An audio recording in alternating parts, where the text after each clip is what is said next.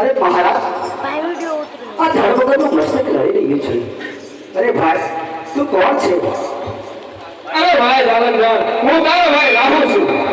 અરે ભાઈ રાહુ, તારું ધડ મસ્તક કેવી રીતે કપાણું? અરે ભાઈ જાલંધર, તો સાંભળો તને સર્વ હકીકત વાત કહી સંભળાવું.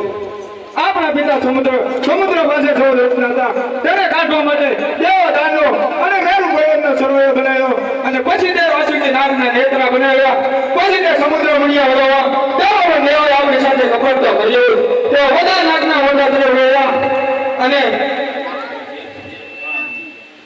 તેના જેથી નાનો બધા કાળા બની ગયા. તો વળી સમુદ્ર તો ગયા કહા? અરે આ ભાઈ આ સાંભળ તો ખરા, તને હું સર્વ હકીકત વાત કહી સંભળાવું. પર્વતમણી લક્ષ્મી અમૃત જેવા 14 રત્નો રાખ્યા અને એ રત્નો પણ દેવોએ રાખ્યા. અરે ભાઈ બધું દેવો આપણા દુશ્મન થયા. અરે ભાઈ રાહુ, તારું મસ્તક કોને કાપ્યું? અરે આ ભાઈ સાંભળ તો ખરા, હું તને બધી જ વાત કરી સંભળાવું. અરે એક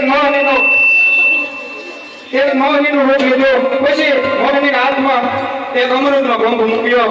એ મોહનીએ એક દેવની હાર અને બીજી દાનવની હાર એમ બે હારો બનાવી. પછી તે દાનવની હારમાં પહેલા દેવની હારમાં અમૃત આવવાનું શરૂ કર્યું. તેથી હું છેટી ગયો કે અમૃત દાનવને મૂકશે જ નહીં. તેથી હું સંતાઈ ગયો દેવની હાથમાં અને પછી તે અમૃત પીધું તો ખરા, પણ શું સંદેશ સાડી કાઢી. પછી તે દેવોએ મારું મસ્તક જુદું કર્યું. અરે ભાઈ એ દેવોને હું છોડનાર નથી. અરે ભાઈ તો આપણે દુશ્મનને જીતીને આવે તો ખરો, ત્યાં સુધીનું ભરાય છે તે બરાબર જ નથી. અરે ભાઈ રાહુ, અરે ભાઈ બોલું છોકરા સારી. આ ભાઈ રાહુની વાત સાચી છે? અરે જાલંધર, તને ખબર છે આ તારા ઘરનું માણસનું ખોખું તો છું, પણ માણસનું હાડકું મળે ને તો પણ એને હું સજીવન કરું છું.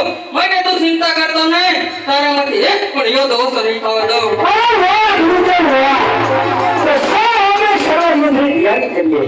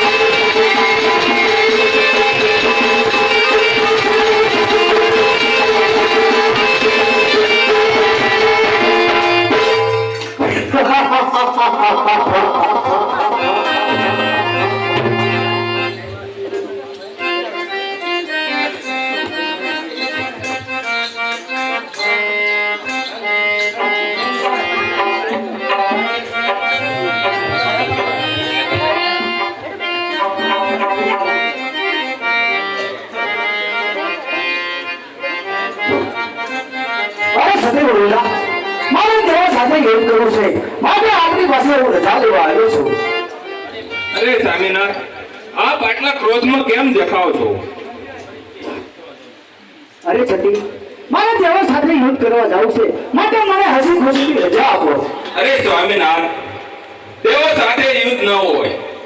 દેવો સ્વર્ગના રાજા અને તમે પૃથ્વીના રાજા, માટે તમે યુદ્ધ ન જાઓ. અરે છતી, તમારા મુખમાં આવા શબ્દો સાચા નથી, માટે મને હસી ખુશીથી રજા આપો.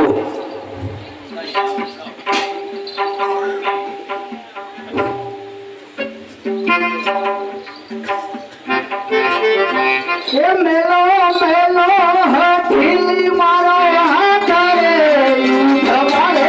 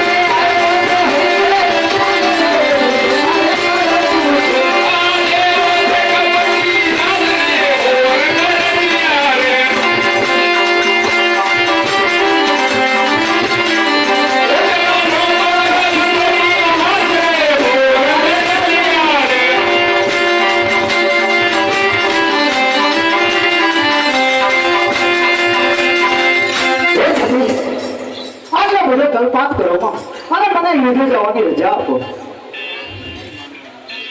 સ્વામિનાથ, હવે મને લાગે છે કે આપ નહીં માનો તો મારું એક વચન રાખો. આ તાજી ફૂલોની માળા છે તે હું તમારા ગળામાં પહેરાવું છું. જ્યાં સુધી આ માળામાં એક પણ ફૂલડું કરમાશે નહીં અને મારું સતીત્વ નહીં ચૂકવું ત્યાં સુધી આ માળામાં એક ફૂલડું કરમાશે નહીં અને તમારા શરીરે દેવોનો હથિયાર લાગશે નહીં પણ ફૂલ સમાન લાગશે.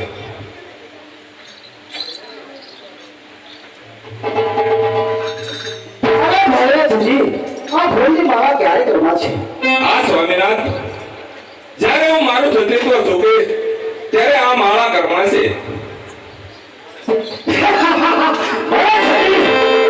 તમારી આજ્ઞા. જ્યાં સુધી મારા પૃથ્વીમાં માળા છે ત્યાં સુધી મારો કોઈ વાળો વાતો રહી શકે. અને સાંભળા રાજા ઇન્દ્ર અને દિમાગમાં બહુ ભૂલી રહ્યો છે તો ચાલ તેનું નિંદાસન કરાવું અને ઇન્દ્રનું રાજ લૂટી લઉં.